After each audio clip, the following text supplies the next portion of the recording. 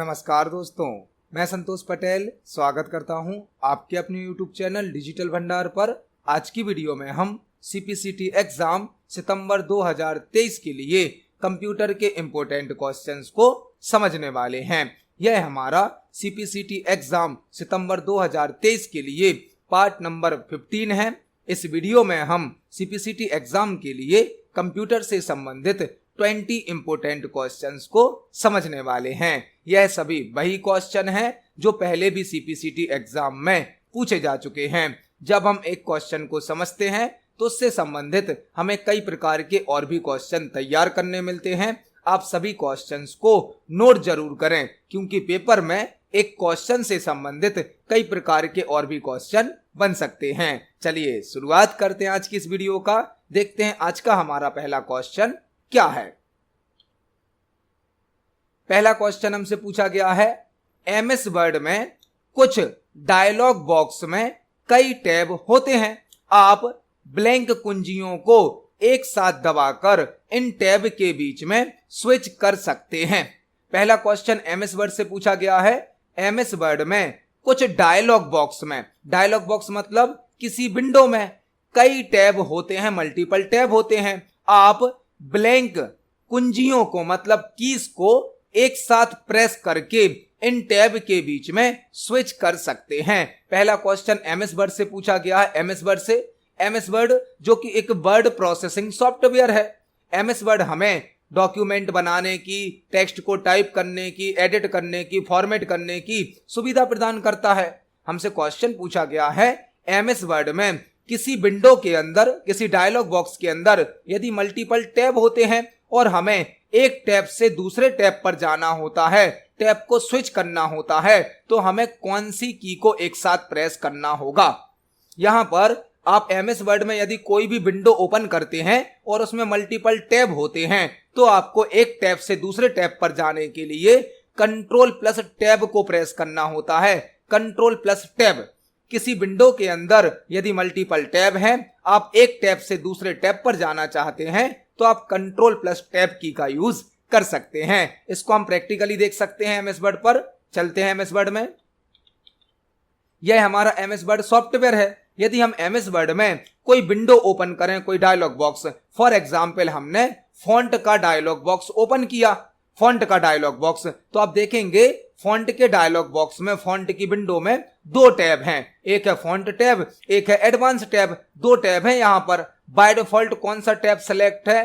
Font tab. यदि हमें shortcut की से एडवांस टैब पर जाना है तो हम कंट्रोल के साथ टैब की को प्रेस करेंगे। कंट्रोल प्लस टैब से हम किसी विंडो के अंदर एक टैब से दूसरे टैब पर जा सकते हैं। मतलब MS वर्ड में यदि हमने कोई विंडो, कोई डायलॉग बॉक्स ओपन किया है और उसमें मल्टीपल टैब हैं, तो हम एक टैब से दूसरे टैब पर जाने के लिए कंट्रोल प्लस टैब का यूज कर सकते हैं। इस क्वेश्चन का आंसर हो जाएगा option number B, control plus tab.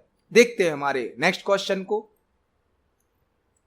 Next question है, निम्नलिखित में से कौन सा फॉन्ट इफेक्ट MS वर्ड में टेक्स्ट को अन्य वर्णों के नीचे एक ही पंक्ति में रखता है?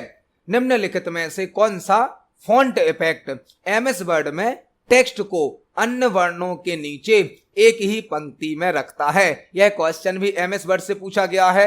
अब CPCT के एग्जाम में MS वर्ड से बहुत सारे क्वेश्चन पूछे जाते हैं, प्रिंटर टॉपिक से बहुत सारे क्वेश्चन पूछे जाते हैं, और यह सभी जो क्वेश्चन हम आपको तैयार करा रहे हैं यह सभी CPCT के पुराने पेपर से ही सिलेक्ट किए गए हैं। क्वेश्चन क्या पूछा गया हमसे, निम्नलिखित में से कौन सा फॉन्ट इफेक्ट MS वर्ड में टेक्स्ट को अन्य कैरेक्टर के नीचे एक ही पंक्ति में रखता है? यह क्वेश्चन MS वर्ड से पूछा गया है।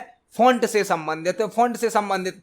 फॉन्ट क्या है? यदि हमने MS वर्ड में कोई टेक्स्ट टाइप किया है, उस टेक्स्ट को आकर्षक बनाने के लिए, अट्रैक्टिव बनाने के लिए हम फॉर्मेटिंग का यूज करते हैं। फॉर्मेटिंग करने के लिए MS वर्ड के होम टैब में फॉन्ट ग्रुप होता है, जहां पर फॉर्मेटिंग के लिए मल्टीपल टाइप के ऑप्शन दिए जाते हैं। हमसे क्वेश्चन पूछा गया है, निम्नलिखित में से कौन सा फॉन्ट इफेक्ट MS वर्ड में टेक्स्ट को अन्य वर्णों के नीचे, मतलब अदर कैरेक्टर्स के नीचे एक ही पंक्ति में रखता है?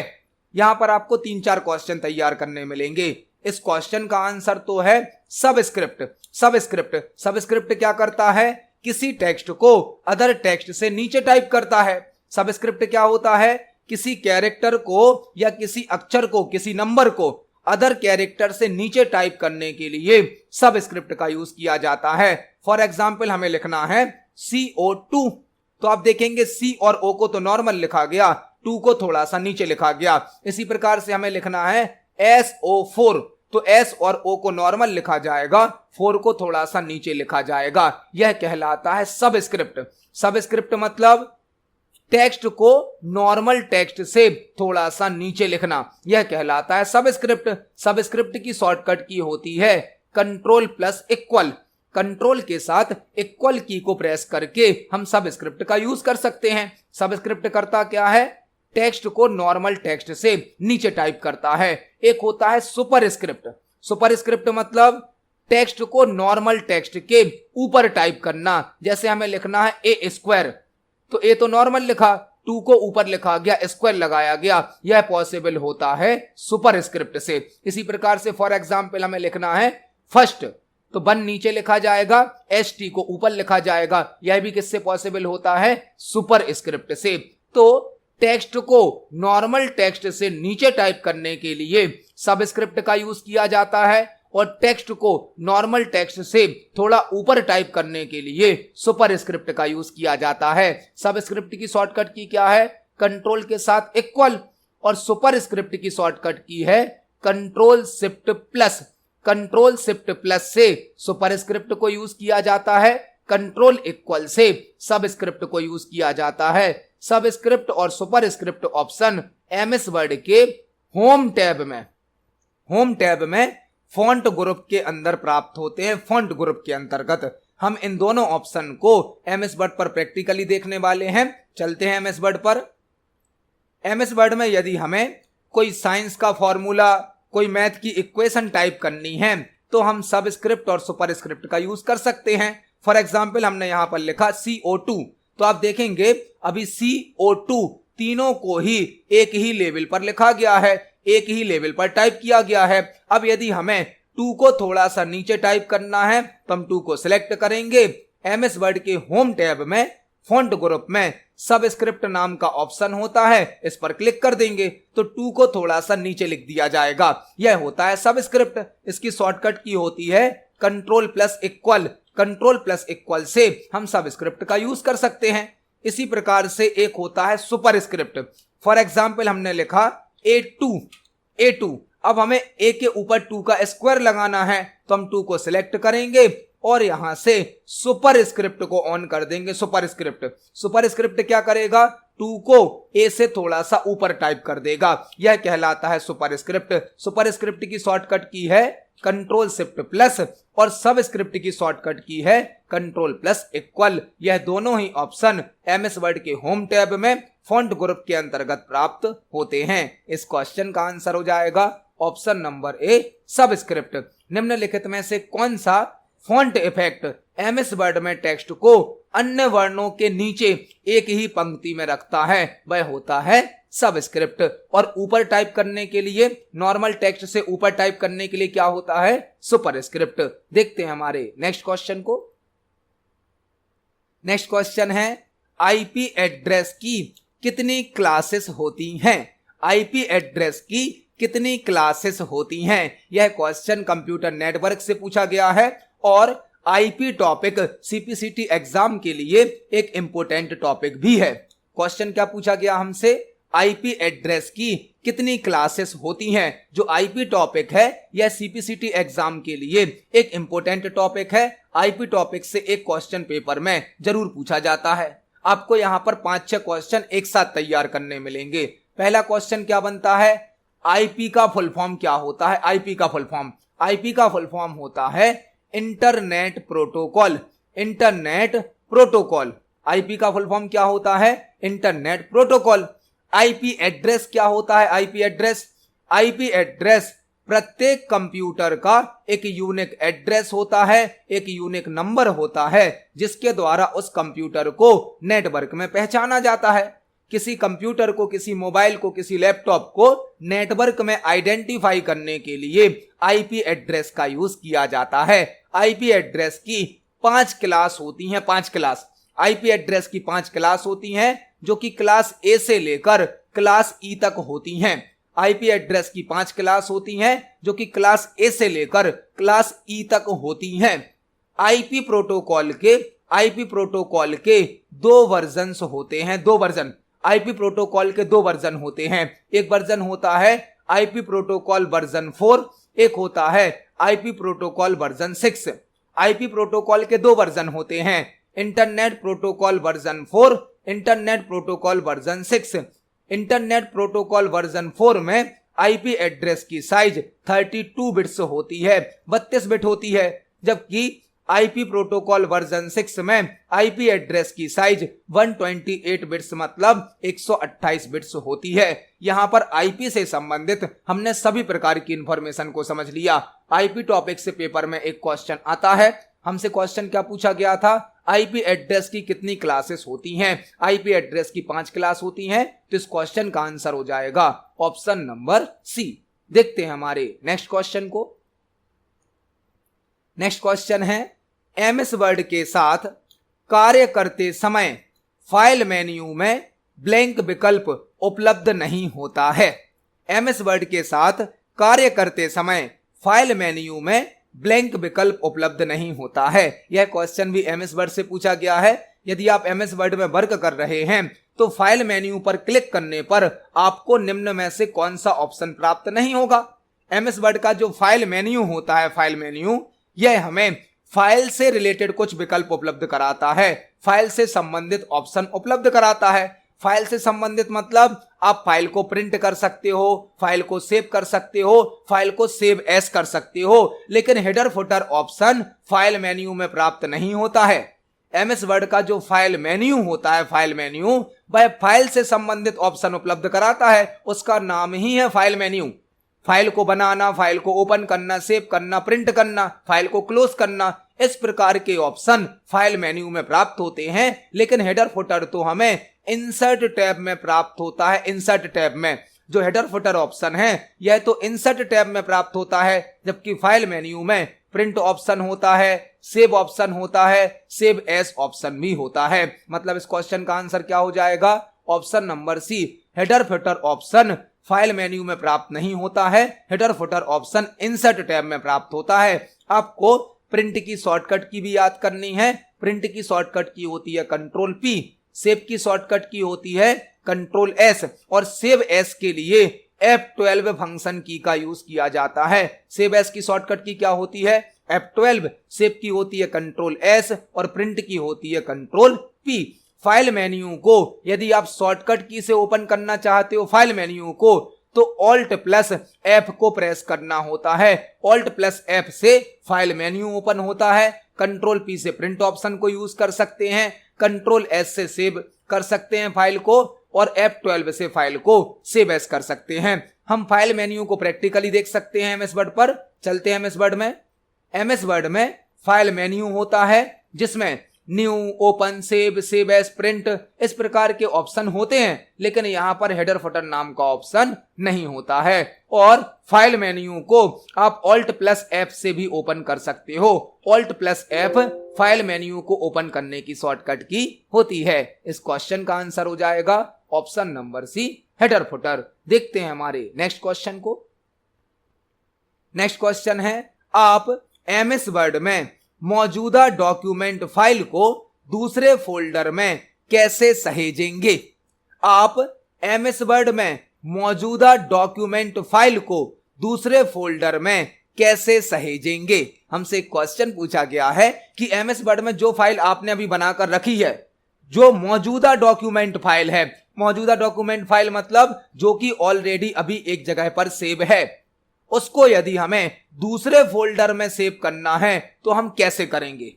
एमएस वर्ड में आपने एक फाइल बनाई है, एक डॉक्यूमेंट बनाया है जो कि ऑलरेडी आपने किसी लोकेशन पर सेव कर दी है। अब उसी फाइल को यदि दूसरे फोल्डर में सेव करना है, सहेजना मतलब क्या है? सेव करना।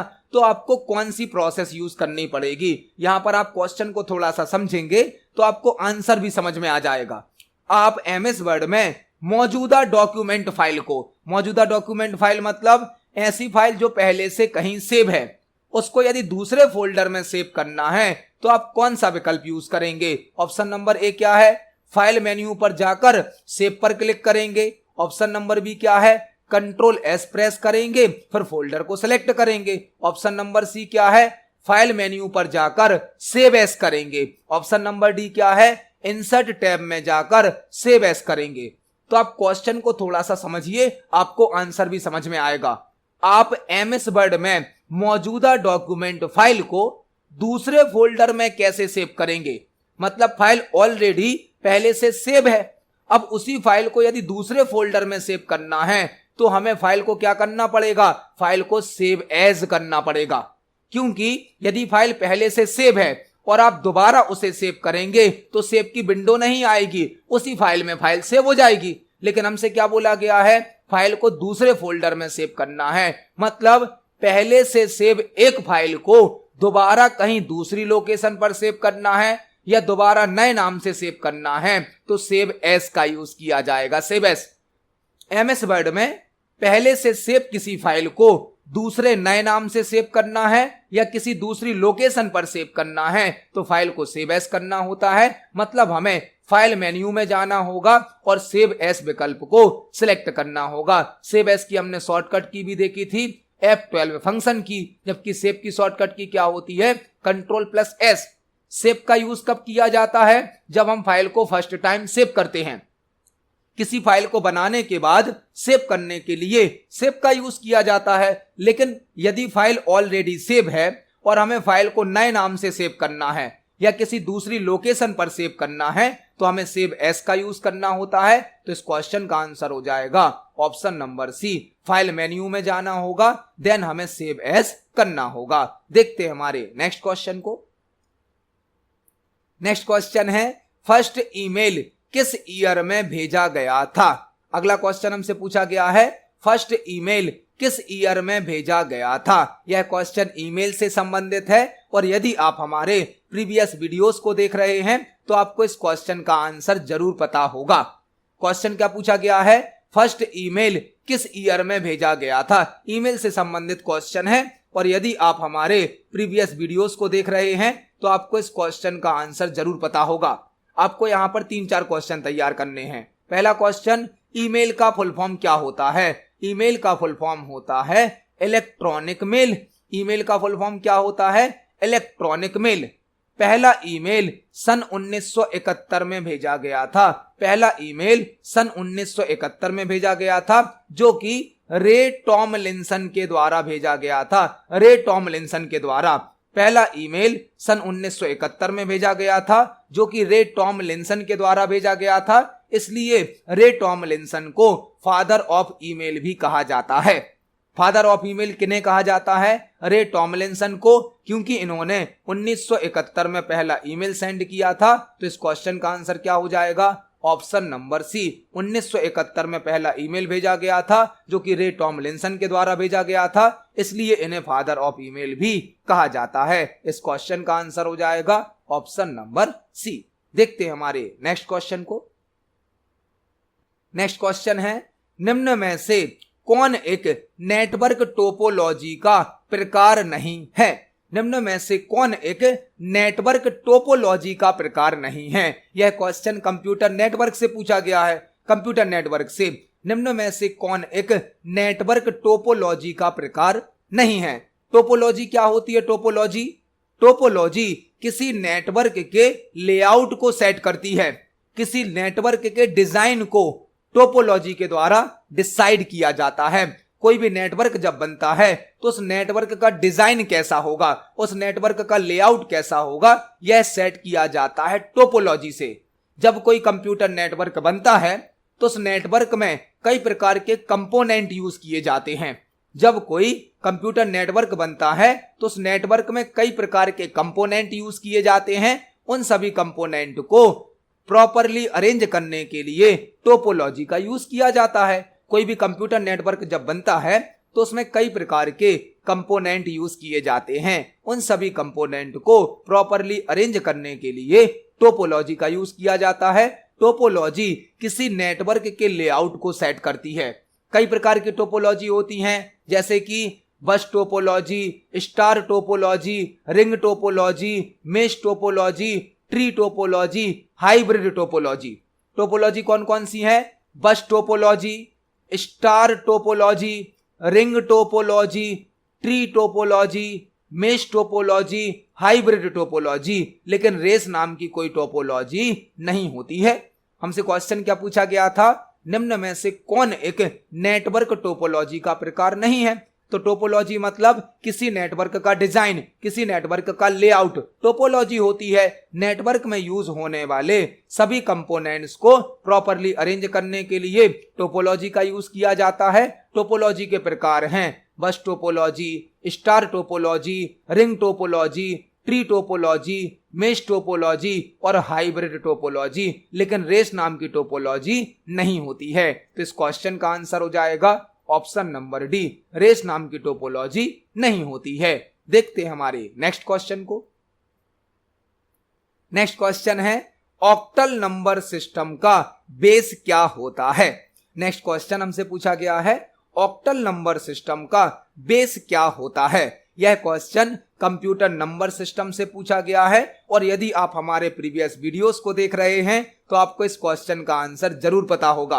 आप देख सकते हैं पेपर में इसी प्रकार के क्वेश्चन आते हैं। पेपर में इजी क्वेश्चन भी आते हैं, मीडियम लेवल के क्वेश्चन भी आते हैं, टफ क्वेश्चन भी आते हैं। यह सभी जो क्वेश्चन हम आपको तैयार करा रहे हैं, यह सभी क्वेश्चन ऑलरेडी पहले भी सीपीसीटी एग्जाम में पूछे जा चुके हैं। इसी प्रकार से क्वेश्चन पूछे जाते हैं जिस प्रकार से हम यहाँ पर आपको तैयार करा रहे हैं। क्वेश्चन क्या पूछा गया है? ऑक्टल नंबर सिस्टम का बेस क्या होता है। यह क्वेश्चन कंप्यूटर नंबर सिस्टम से पूछा गया है और यहाँ पर आपको 5-6 क्वेश्चन तैयार करने मिलेंगे। कंप्यूटर सिस्टम में 4 प्रकार के नंबर सिस्टम यूज किए जाते हैं। 4 प्रकार के आपसे क्वेश्चन पूछा जा सकता है कंप्यूटर में कितने प्रकार के नंबर सिस्टम यूज किए जाते हैं। कंप्यूटर में टोटल 4 प्रकार के नंबर सिस्टम यूज किए जाते हैं। पहला होता है बाइनरी नंबर सिस्टम जिसका बेस होता है 2। पहला नंबर सिस्टम कौन सा है? बाइनरी नंबर सिस्टम जिसका बेस होता है 2। दूसरा होता है ऑक्टल नंबर सिस्टम जिसका बेस होता है 8। यही हमसे क्वेश्चन में पूछा गया। पहला होता है बाइनरी नंबर सिस्टम जिसका बेस होता है 2। दूसरा होता है ऑक्टल नंबर सिस्टम जिसका बेस होता है 8। तीसरा होता है डेसिमल नंबर सिस्टम, डेसिमल जिसका बेस होता है 10। और एक होता है hexadecimal number system, hexadecimal number system जिसका बेस होता है 16। तो कंप्यूटर में 4 प्रकार के नंबर सिस्टम यूज किए जाते हैं। बाइनरी नंबर सिस्टम जिसका बेस होता है 2, ऑक्टल नंबर सिस्टम जिसका बेस होता है 8, डेसिमल नंबर सिस्टम जिसका बेस होता है 10 और हेक्साडेसिमल नंबर सिस्टम जिसका बेस होता है 16। तो यहां पर हमसे पूछा गया था ऑक्टल नंबर सिस्टम का बेस जो कि होता है 8। इस क्वेश्चन का आंसर हो जाएगा ऑप्शन नंबर बी 8। देखते हैं हमारे नेक्स्ट क्वेश्चन को। नेक्स्ट क्वेश्चन है एमएस एक्सेल में एक्टिव सेल का एड्रेस कहां शो किया जाता है। एमएस एक्सेल में एक्टिव सेल का एड्रेस कहां शो किया जाता है। यह क्वेश्चन एमएस एक्सेल से पूछा गया है। एमएस एक्सेल में एक्टिव सेल का एड्रेस कहां शो किया जाता है। यह क्वेश्चन एक्सेल से पूछा गया है। एक्सेल जो कि एक स्प्रेडशीट सॉफ्टवेयर है। स्प्रेडशीट सॉफ्टवेयर, एक्सेल किस प्रकार का सॉफ्टवेयर है? स्प्रेडशीट सॉफ्टवेयर है। स्प्रेडशीट सॉफ्टवेयर मतलब जो डेटा को रो और कॉलम में अरेंज करने की सुविधा प्रदान करता है। रो और कॉलम में डेटा को अरेंज करने के लिए स्प्रेडशीट सॉफ्टवेयर का यूज किया जाता है। एमएस एक्सेल में हम जो फाइल बनाते हैं, फाइल, उसे कहा जाता है वर्कबुक। एक्सेल की फाइल को क्या कहा जाता है? वर्कबुक। और एक्सेल में जो पेज मिलता है, पेज, उसे कहा जाता है वर्कशीट। एक्सेल की फाइल को कहा जाता है वर्कबुक, एक्सेल के पेज को कहा जाता है वर्कशीट। एक्सेल की जो वर्कशीट होती है, जो पेज होता है, उसमें मल्टीपल रो होती हैं, यह रो होती हैं और मल्टीपल कॉलम होते हैं। एक्सेल का जो पेज होता है उसे वर्कशीट कहा जाता है। एक वर्कशीट मल्टीपल रो और कॉलम का कलेक्शन होती है। रो को नंबर से रिप्रेजेंट किया जाता है 1 2 3 से, और कॉलम को अल्फाबेट से मतलब ABCD से रिप्रेजेंट किया जाता है। यह बन गई एक्सेल की वर्कशीट। रो को नंबर से रिप्रेजेंट करते हैं, कॉलम को अल्फाबेट से रिप्रेजेंट करते हैं। जब एक रो और कॉलम मिलता है, जब एक रो और कॉलम इंटरसेक्ट करता है तो एक सेल क्रिएट होता है, सेल। जब एक रो और कॉलम मिलता है या एक रो और कॉलम इंटरसेक्ट करता है तो सेल क्रिएट होता है, सेल। जो भी डेटा हम एक्सेल में फिल करते हैं वह सेल में टाइप किया जाता है। हर सेल का अपना एक एड्रेस होता है, यूनिक एड्रेस। सेल को एड्रेस से पहचाना जाता है। फॉर एग्जाम्पल, यदि हमें इस सेल का एड्रेस निकालना है, इस सेल का एड्रेस, तो सेल का एड्रेस क्या होगा? B2। इस सेल का एड्रेस क्या बनेगा? B2। सेल के एड्रेस में पहले कॉलम का नाम लिखा जाता है, फिर रो का नंबर लिखा जाता है। आपसे यदि इस सेल का एड्रेस पूछा जाएगा तो A3 हो जाएगा, पहले कॉलम का नाम फिर रो का नंबर। अभी हमने ये समझा कि एक्सेल क्या है, वर्कबुक क्या होती, वर्कशीट क्या होती, रो और कॉलम क्या होते और सेल क्या होता। अब हमसे क्वेश्चन क्या पूछा गया? MS एक्सेल में एक्टिव सेल का एड्रेस कहां शो होता? एक्टिव सेल कौन सा सेल कहलाएगा? जो सेल अभी हमने सेलेक्ट किया हुआ है, जिस सेल पर अभी हमारा कर्सर है, मतलब जो हमारा करंट सेल है, उसे क्या बोला जाता है? Active cell.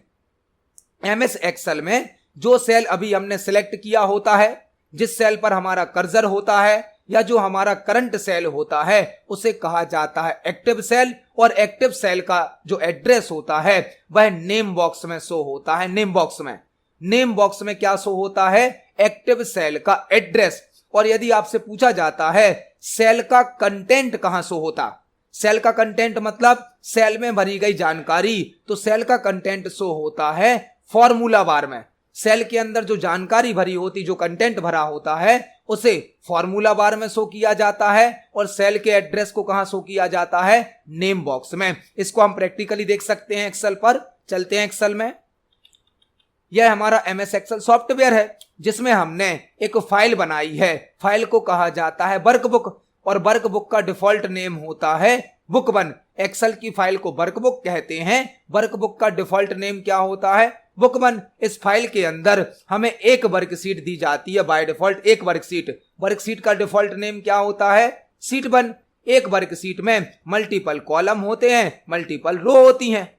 कॉलम को अल्फाबेट से मतलब ABCD से दर्शाया जाता है और रो को नंबर से दर्शाया जाता है। जब एक रो और कॉलम इंटरसेक्ट करता है, एक रो और कॉलम मिलता है, तो एक बॉक्स, एक सेल क्रिएट होता है, सेल। इसे कहा जाता है सेल। और जिस सेल पर हमारा कर्सर होता है वह कहलाता है एक्टिव सेल। एक्टिव सेल का एड्रेस शो होता है नेम बॉक्स में। यह है नेम बॉक्स जो कि हमारे करंट सेल के एड्रेस को बता रहा है। करंट सेल कौन सा है? E4। यदि हम पहले सेल पर कर्सर रखें तो पहला सेल कौन सा होगा? A1। यह हो गया B1। तो जिस सेल पर आपका कर्सर होगा वह कहलाएगा एक्टिव सेल। और सेल का एड्रेस कहां शो होता है? नेम बॉक्स में। इस क्वेश्चन का आंसर हो जाएगा option number A, name box. देखते हैं हमारे नेक्स्ट क्वेश्चन को। नेक्स्ट क्वेश्चन है www ब्लैंक प्रोटोकॉल का उपयोग करता है। www ब्लैंक प्रोटोकॉल का उपयोग करता है। एक क्वेश्चन हमसे पूछा गया है जो कि इंटरनेट से संबंधित है। www ब्लैंक प्रोटोकॉल का उपयोग करता है। यहां पर आपको 2-3 क्वेश्चन तैयार करने हैं। प्रोटोकॉल क्या होता है? प्रोटोकॉल होता है set of rules. Set of rules. Protocol क्या होता है? नियमों का समूह होता है। प्रोटोकॉल होता है सेट ऑफ रूल्स। प्रोटोकॉल का यूज प्रॉपरली कम्युनिकेशन करने के लिए किया जाता है। यदि हमें कंप्यूटर नेटवर्क में सही तरीके से कम्युनिकेशन करना है तो हमें प्रोटोकॉल का यूज करना होता है। हमसे क्वेश्चन पूछा गया है www ब्लैंक प्रोटोकॉल का उपयोग करता है। www का फुल फॉर्म क्या है? World wide web. World wide web. www का फुल फॉर्म क्या होता है? World wide web. www को शॉर्ट में W3 भी कहा जाता है और W3 का फुल फॉर्म भी क्या होगा? World wide web. www को 1989 में टिम बर्नर्स ली के द्वारा बनाया गया था। टिम बर्नर्स ली के द्वारा 1989 में www को बनाया गया था। www मतलब वर्ल्ड वाइड वेब, जिसे शॉर्ट में W3 भी कहा जाता है। इसे 1989 में टिम बर्नर्स ली के द्वारा बनाया गया था। और www जो प्रोटोकॉल यूज करता है वह है HTTP।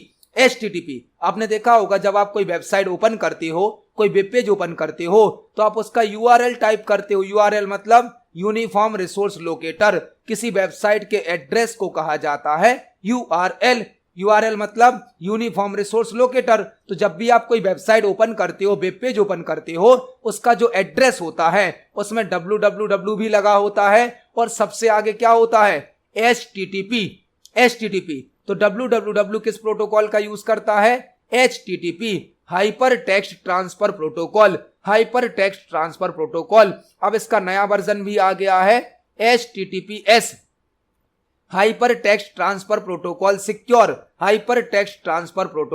सिक्योर। तो जो www होता है वह HTTP प्रोटोकॉल का यूज करता है और अब HTTPS का यूज भी किया जाने लगा है। मतलब इस क्वेश्चन का आंसर क्या होगा, ऑप्शन नंबर बी HTTP। एक और क्वेश्चन आपको तैयार करना है। FTP का फुल फॉर्म क्या होता है? FTP का फुल फॉर्म होता है फाइल ट्रांसफर प्रोटोकॉल। तो इस क्वेश्चन का आंसर हो जाएगा ऑप्शन नंबर बी। देखते हैं हमारे नेक्स्ट क्वेश्चन को। नेक्स्ट क्वेश्चन है, निम्न में से कौन एक CPU का कंपोनेंट नहीं है? निम्न में से कौन एक CPU का कंपोनेंट नहीं है? निम्न में से कौन एक CPU का कंपोनेंट नहीं है? यहां पर आपको एक साथ 5-6 क्वेश्चन तैयार करने मिलेंगे। हमसे क्वेश्चन पूछा गया है, निम्न में से कौन एक CPU का कंपोनेंट नहीं है? CPU का कंपोनेंट नहीं है। CPU मतलब सेंट्रल प्रोसेसिंग यूनिट। CPU का फुल फॉर्म क्या होता है? Central processing unit. CPU जिसे प्रोसेसर भी कहा जाता है, प्रोसेसर हमारे कंप्यूटर का जो ब्रेन होता है उसे CPU या प्रोसेसर भी कहा जाता है। CPU मतलब सेंट्रल प्रोसेसिंग यूनिट, जिसे प्रोसेसर भी कहते हैं, जिसे हमारे कंप्यूटर सिस्टम का ब्रेन या मस्तिष्क भी कहा जाता है। CPU आप कैबिनेट को मत समझिए, मैक्सिमम यूजर कैबिनेट को CPU समझते हैं। आपने देखा होगा कंप्यूटर के साथ एक मॉनिटर होता है और यह एक बॉक्स होता है। इस बॉक्स को जनरली यूजर CPU समझते हैं। यह CPU नहीं होता है, यह होती है सिस्टम यूनिट। इसे क्या कहा जाता है? सिस्टम यूनिट, या इसे कहा जाता है कैबिनेट। इसके अंदर मदरबोर्ड लगी होती है, मदरबोर्ड में लगा होता है CPU या प्रोसेसर। इसे सिस्टम यूनिट कहा जाता है। इस बॉक्स को जनरली यूजर इसे ही CPU समझते हैं। यह कैबिनेट या सिस्टम यूनिट होती है जिसके अंदर कंप्यूटर के सभी पार्ट्स को आपस में कनेक्ट किया जाता है। इसके अंदर मदरबोर्ड लगी होती है और मदरबोर्ड में ही लगा होता है CPU मतलब प्रोसेसर। हमसे पूछा गया है CPU का कंपोनेंट इनमें से कौन सा नहीं है, यह हमें बताना है। CPU मतलब सेंट्रल प्रोसेसिंग यूनिट, जिसे कंप्यूटर का ब्रेन या दिमाग भी कहा जाता है, जिसे प्रोसेसर भी कहा जाता है। CPU 3 मेन कंपोनेंट से मिलकर बना होता है। CPU के 3 मेन कंपोनेंट होते हैं। CPU के अंदर 3 मेन कंपोनेंट होते हैं, ALU, CU और मेमोरी। ALU, CU और मेमोरी। CPU के 3 मेन कंपोनेंट कौन कौन से हैं? ALU, CU और मेमोरी। ALU मतलब अर्थमेटिक लॉजिक यूनिट। कंप्यूटर में जो भी कैलकुलेशन होते हैं, जो भी लॉजिक चेक होते हैं, वह ALU के द्वारा किए जाते हैं। दूसरा कंपोनेंट कौन सा है? CU मतलब कंट्रोल यूनिट। और मेमोरी जो होती है CPU में, वह होती है रजिस्टर। CPU के अंदर, प्रोसेसर के अंदर जो मेमोरी होती है, वह कौन सी मेमोरी होती है? रजिस्टर कंप्यूटर में सबसे छोटी मेमोरी होती है और रजिस्टर कंप्यूटर में सबसे अधिक फास्ट मेमोरी भी होती है। क्वेश्चन क्या पूछा गया था? निम्न में से कौन एक CPU का कंपोनेंट नहीं है? CPU के 3 मेन कंपोनेंट हैं, कौन कौन से? ALU arithmetic logic unit, CU मतलब कंट्रोल यूनिट और मेमोरी। और रजिस्टर जो है वह CPU के अंदर यूज होने वाली मेमोरी है। रजिस्टर साइज में सबसे छोटी मेमोरी होती है और स्पीड में सबसे अधिक फास्ट मेमोरी होती है। तो यहां पर रजिस्टर भी CPU का कंपोनेंट है, ALU भी CPU का कंपोनेंट है, CU भी है, लेकिन SSD CPU का कंपोनेंट नहीं है। SSD तो एक सेकेंडरी मेमोरी का टाइप है, सेकेंडरी मेमोरी का, और SSD का फुल फॉर्म होता है solid state drive, solid state drive. इस क्वेश्चन का आंसर हो जाएगा option number C, SSD CPU का कंपोनेंट नहीं है। एसएसडी तो एक सेकेंडरी मेमोरी का टाइप होती है। देखते हैं हमारे नेक्स्ट क्वेश्चन को। नेक्स्ट क्वेश्चन है, एमएस पावर पॉइंट में क्रिएट होने वाली फाइल को क्या कहा जाता है? एमएस पावर पॉइंट में क्रिएट होने वाली फाइल को क्या कहा जाता है? यह क्वेश्चन पावर पॉइंट से पूछा गया है। पावर पॉइंट सॉफ्टवेयर में जो फाइल बनाई जाती है उसे क्या कहा जाता है? पावर पॉइंट एक प्रेजेंटेशन सॉफ्टवेयर है। पावर पॉइंट एक प्रेजेंटेशन सॉफ्टवेयर है। पावर पॉइंट में हम जो फाइल बनाते हैं उसे कहा जाता है प्रेजेंटेशन। पावर पॉइंट में हम जो फाइल बनाते हैं उसे क्या कहा जाता है? प्रेजेंटेशन। और पावर पॉइंट का जो पेज होता है उसे कहा जाता है स्लाइड। पावर पॉइंट एक प्रेजेंटेशन सॉफ्टवेयर है। पावर पॉइंट में जो फाइल बनाई जाती है उसे क्या कहा जाता है? प्रेजेंटेशन। पावर पॉइंट की फाइल हो गई प्रेजेंटेशन, और पावर पॉइंट की प्रेजेंटेशन का जो पेज होता है उसे क्या कहा जाता है? स्लाइड। मतलब एक प्रेजेंटेशन मल्टीपल स्लाइड का कलेक्शन होती है, और पावर पॉइंट में जो प्रेजेंटेशन बनता है उसका एक्सटेंशन होता है .pptx। .pptx। पावर पॉइंट में जो फाइल बनती है उसे प्रेजेंटेशन कहा जाता है। पावर पॉइंट का जो पेज होता है उसे स्लाइड कहा जाता है, और प्रेजेंटेशन का एक्सटेंशन होता है .pptx। तो इस क्वेश्चन का आंसर हो जाएगा option number D, power point में क्रिएट होने वाली फाइल को प्रेजेंटेशन कहा जाता है। देखते हैं हमारे नेक्स्ट क्वेश्चन को। नेक्स्ट क्वेश्चन है, रैम और सीपीयू के बीच में कौन सी मेमोरी वर्क करती है? रैम और सीपीयू के बीच में कौन सी मेमोरी वर्क करती है? यह बहुत ही इंपॉर्टेंट क्वेश्चन है, कई बार सीपीसीटी के पेपर में पूछा गया है। रैम और सीपीयू के बीच में कौन सी मेमोरी वर्क करती है? क्वेश्चन मेमोरी से संबंधित है। रैम का फुल फॉर्म क्या होता है? Random access memory. सीपीयू का फुल फॉर्म क्या होता है? Central processing unit. रैम और सीपीयू के बीच में कौन सी मेमोरी वर्क करती है यह हमें बताना है। सीपीयू मतलब सेंट्रल प्रोसेसिंग यूनिट, जो कि हमारे कंप्यूटर में सभी प्रकार के ऑपरेशन को परफॉर्म करता है, और रैम मतलब हमारे कंप्यूटर की एक प्राइमरी मेमोरी। रैम की स्पीड सीपीयू की स्पीड से स्लो होती है, तो रैम और सीपीयू के बीच में स्पीड के मिसमैच को सही करने के लिए कैश मेमोरी का यूज किया जाता है। कैश मेमोरी का जो कैश मेमोरी है यह रैम का डेटा सीपीयू तक भेजती है और सीपीयू का डेटा रैम तक भेजती है। मतलब रैम और सीपीयू के बीच में सूचनाओं का आदान प्रदान करने के लिए कैश मेमोरी का यूज किया जाता है। कैश मेमोरी का, जो कि सेकंड नंबर की सबसे फास्ट मेमोरी है। कंप्यूटर में सबसे छोटी और सबसे फास्ट मेमोरी कौन सी होती है? रजिस्टर। कंप्यूटर के अंदर सबसे छोटी और सबसे फास्ट मेमोरी कौन सी है? रजिस्टर। उसके बाद सेकंड नंबर की सबसे फास्ट मेमोरी कौन सी होती है? Cache memory. फॉर एग्जाम्पल आपसे कभी क्वेश्चन पूछा जाता है, निम्न में से कौन सी सबसे तेज मेमोरी है, और यदि ऑप्शन में रजिस्टर दिया जाएगा तो आंसर होगा रजिस्टर। लेकिन यदि ऑप्शन में रजिस्टर नहीं दिया गया है तो आंसर क्या हो जाएगा? कैश मेमोरी हो जाएगा। कैश मेमोरी रैम और सीपीयू के बीच में डेटा का आदान प्रदान कराती है, और कैश मेमोरी बहुत ही फास्ट होती है लेकिन रजिस्टर से स्लो भी होती है। क्वेश्चन ऐसा भी पूछा जा सकता है, कैश मेमोरी कहां वर्क करती है? तो कैश मेमोरी रैम और सीपीयू के बीच में वर्क करती है। तो इस क्वेश्चन का आंसर क्या हो जाएगा? Option number B, cache memory. आपको 3 क्वेश्चन और तैयार करने हैं। रोम का फुल फॉर्म क्या होता है? Read only memory. Read only memory. SSD का फुल फॉर्म क्या होता है? Solid state drive. P ROM का फुल फॉर्म क्या होता है? Programmable read only memory. Programmable read only memory. तो रैम और सीपीयू के बीच में कैश मेमोरी वर्क करती है, जो कि बहुत फास्ट होती है लेकिन रजिस्टर से स्लो भी होती है। यह एक प्राइमरी मेमोरी का टाइप है। देखते हैं हमारे नेक्स्ट क्वेश्चन को।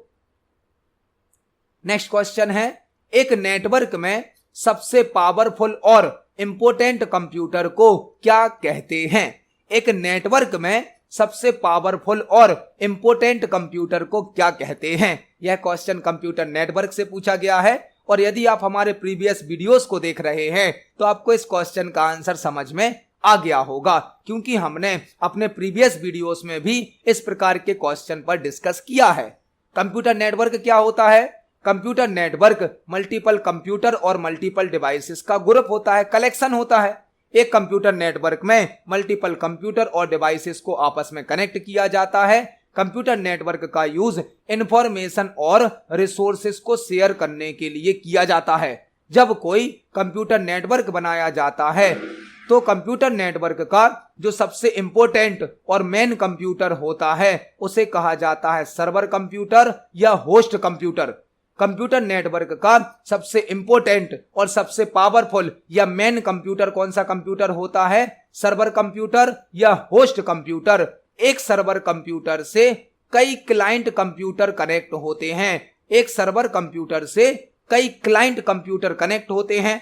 सर्वर कंप्यूटर कौन सा है? जो नेटवर्क में सबसे ज्यादा पावरफुल है, सबसे ज्यादा इंपॉर्टेंट है, मेन कंप्यूटर है, वह कहलाता है सर्वर या होस्ट कंप्यूटर। जबकि क्लाइंट कौन से कंप्यूटर होते? वह कंप्यूटर जो सभी प्रकार के रिसोर्स सर्वर से प्राप्त करते हैं। वह कंप्यूटर जो सभी प्रकार के रिसोर्स सर्वर से प्राप्त करते हैं वह कहलाते हैं क्लाइंट कंप्यूटर। क्लाइंट कौन सा कंप्यूटर कहलाएगा? जो सभी प्रकार के रिसोर्स कहां से प्राप्त करेगा? सर्वर से। क्लाइंट किसी भी रिसोर्स के लिए सर्वर पर रिक्वेस्ट सेंड करता है और सर्वर क्लाइंट की रिक्वेस्ट का रिस्पॉन्स देता है। आपसे क्वेश्चन ऐसा भी पूछा जा सकता है, नेटवर्क में ऐसा कौन सा कंप्यूटर होता है जो अदर कंप्यूटर को रिसोर्स उपलब्ध कराता है? वह भी होगा सर्वर या होस्ट। आपसे क्वेश्चन ऐसा पूछा जा सकता है, नेटवर्क में उस कंप्यूटर को क्या कहा जाता है जो अदर कंप्यूटर को रिक्वेस्ट भेजता है? वह कहलाएगा क्लाइंट। क्लाइंट एक ऐसा कंप्यूटर है जो सर्वर पर डिपेंड है और सर्वर एक ऐसा कंप्यूटर है जो सभी क्लाइंट को रिसोर्स उपलब्ध कराता है। तो नेटवर्क में सबसे पावरफुल और सबसे इंपॉर्टेंट कंप्यूटर को क्या कहा जाता है? सर्वर या होस्ट। तो इस क्वेश्चन का आंसर हो जाएगा ऑप्शन नंबर ए। देखते हैं हमारे नेक्स्ट क्वेश्चन को।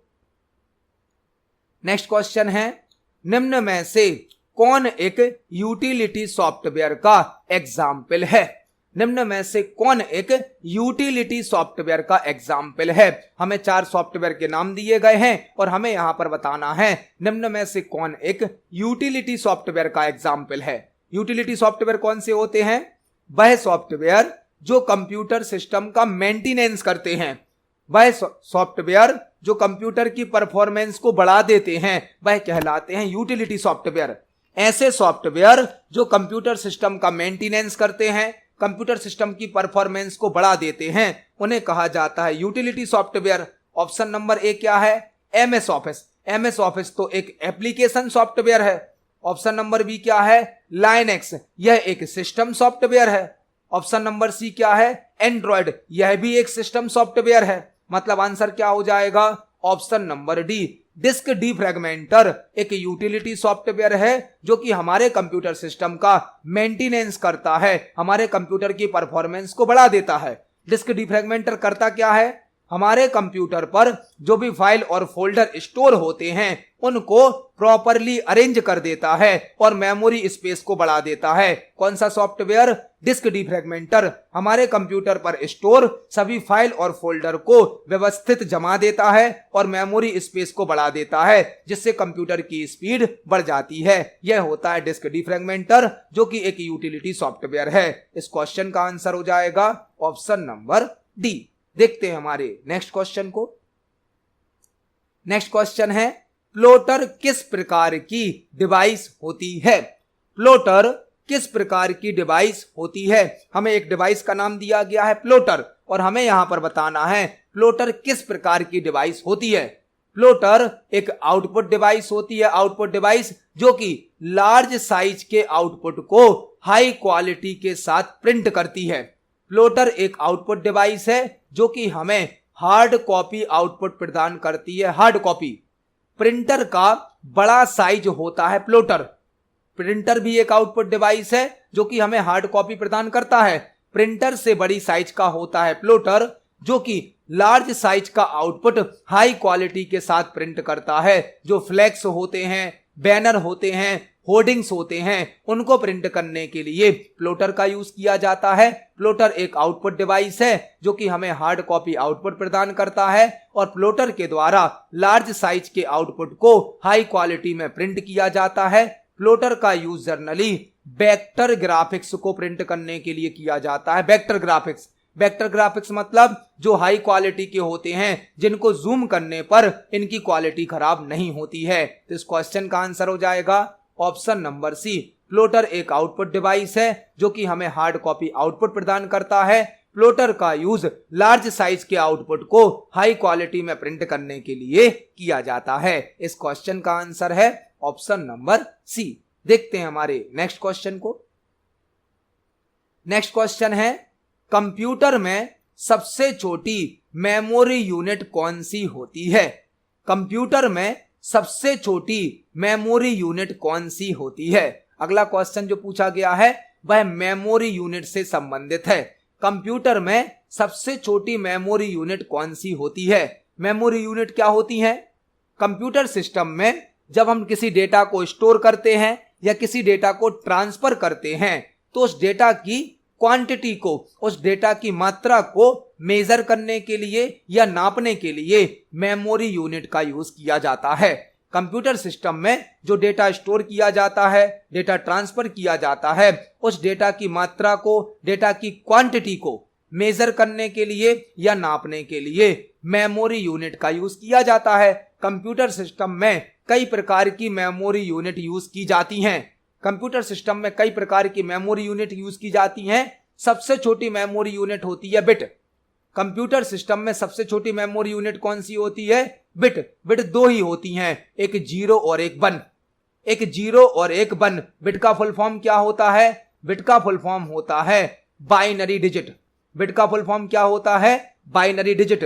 बिट दो ही होती हैं, 0 और 1। बिट का फुल फॉर्म होता है बाइनरी डिजिट, जिसे हम बाइनरी नंबर भी कहते हैं। कंप्यूटर में सबसे छोटी मेमोरी यूनिट कौन सी होती है? बिट दो ही होती हैं, 0 और 1। बिट का फुल फॉर्म होता है बाइनरी डिजिट। तो इस क्वेश्चन का आंसर तो होगा ऑप्शन नंबर सी। आपको 3-4 क्वेश्चन और तैयार करने हैं। जब 4 बिट मिलते हैं, जब 4 बिट मिलते हैं तो एक निबल क्रिएट होता है। निबल मतलब 4 बिट्स के ग्रुप से एक निबल क्रिएट होता है, जबकि 8 बिट्स के कलेक्शन को बाइट कहा जाता है। मतलब 8 बिट को मिलाकर एक बाइट क्रिएट होता है। 4 बिट से क्या बनता है? निबल। 8 बिट से क्या बन जाता है? बाइट। और जब 1024 बाइट मिलते हैं तो एक केबी क्रिएट हो जाता है। केबी मतलब किलोबाइट। फिर जब 1024 केबी मिलते हैं तो एक एमबी बन जाता। जब 1024 एमबी मिलते हैं तो एक जीबी बन जाता। ऐसे मेमोरी यूनिट और बढ़ती जाती हैं। हमसे क्वेश्चन पूछा गया था, कंप्यूटर में सबसे छोटी मेमोरी यूनिट कौन सी होती है? वह होती है बिट, जिसका फुल फॉर्म होता है बाइनरी डिजिट। बिट दो ही होती हैं, एक 0 और एक 1। इस क्वेश्चन का आंसर है option number C. Next question हमसे पूछा गया है, न्यू डॉक्यूमेंट क्रिएट करने के लिए किस शॉर्टकट की का उपयोग किया जाता है? न्यू डॉक्यूमेंट क्रिएट करने के लिए किस शॉर्टकट की का उपयोग किया जाता है? यह क्वेश्चन एमएस वर्ड से पूछा गया है। एमएस वर्ड में जो फाइल बनती है उसे डॉक्यूमेंट कहा जाता है। न्यू डॉक्यूमेंट क्रिएट करने के लिए किस शॉर्टकट की का उपयोग किया जाता है? यदि हमें एमएस वर्ड में नई फाइल बनानी है, नया डॉक्यूमेंट बनाना है, तो हम कंट्रोल एन का यूज करते हैं। कंट्रोल एन मतलब न्यू डॉक्यूमेंट बनाना। कंट्रोल एन न्यू ऑप्शन की शॉर्टकट की होती है और नया डॉक्यूमेंट बनाने के लिए कंट्रोल एन का यूज किया जाता है। न्यू ऑप्शन फाइल मेन्यू में प्राप्त होता है। फाइल मेन्यू में, एमएस वर्ड के फाइल मेन्यू में न्यू ऑप्शन होता है। न्यू की शॉर्टकट की होती है कंट्रोल+N, जिसका उपयोग नई फाइल क्रिएट करने के लिए किया जाता है। कंट्रोल ओ किसकी शॉर्टकट की है? ओपन की। ओपन ऑप्शन की शॉर्टकट की होती है कंट्रोल ओ। कंट्रोल+K हाइपरलिंक की शॉर्टकट की होती है हाइपरलिंक की। और कंट्रोल+P प्रिंट ऑप्शन की शॉर्टकट की होती है। तो इस क्वेश्चन का आंसर हो जाएगा ऑप्शन नंबर ए, कंट्रोल+N। इस क्वेश्चन का आंसर है option number A. Next question हमसे पूछा गया है, निम्न में से कौन एक मॉडिफायर की का एग्जाम्पल है?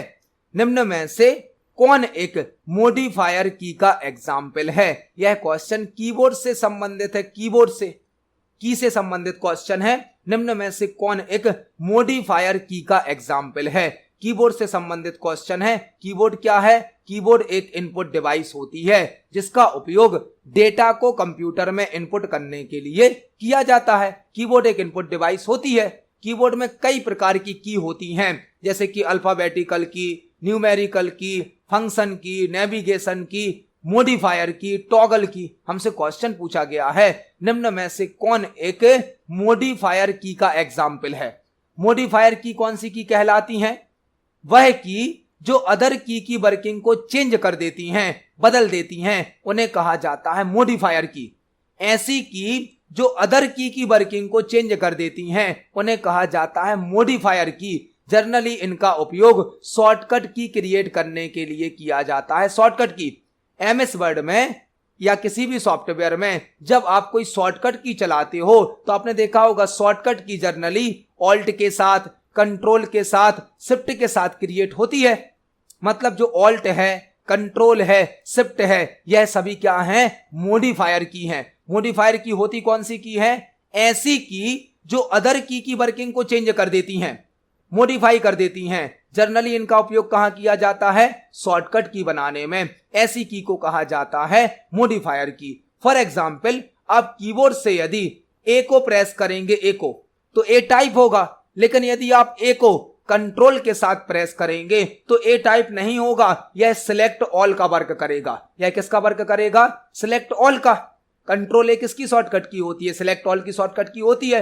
तो जब हम ए अकेला प्रेस कर रहे थे तो ए तो टाइप हो रहा था, लेकिन जब हमने ए को कंट्रोल के साथ प्रेस किया तो ए की वर्किंग बदल गई, मॉडिफाई हो गई। ए सिलेक्ट ऑल का वर्क करने लगा क्योंकि हमने किसके साथ प्रेस कर दिया? कंट्रोल के साथ। तो कंट्रोल की ने ए की वर्किंग को बदल दिया। ऐसी की जो अदर की वर्किंग को बदल देती हैं उन्हें कहा जाता है मॉडिफायर की, जिनके द्वारा शॉर्टकट की बनाई जाती हैं, जो कि होती हैं ऑल्ट, कंट्रोल, शिफ्ट। तो इस क्वेश्चन का आंसर क्या हो जाएगा? Option number A. ऑल्ट की एक मॉडिफायर की है, जबकि F1 एक फंक्शन की होती है, कैप्स लॉक एक टॉगल की होती है और डिलीट एक स्पेशल की होती है। तो इस क्वेश्चन का आंसर क्या हो जाएगा? Option number A, alt. इस क्वेश्चन का आंसर है option number A. Next question हमसे पूछा गया है निम्न में से कौन एक ग्राफिक्स फाइल फॉर्मेट है? निम्न में से कौन एक ग्राफिक्स फाइल फॉर्मेट है? अगला क्वेश्चन हमसे पूछा गया है एक्सटेंशन से संबंधित। एक्सटेंशन को फाइल फॉर्मेट भी कहा जाता है।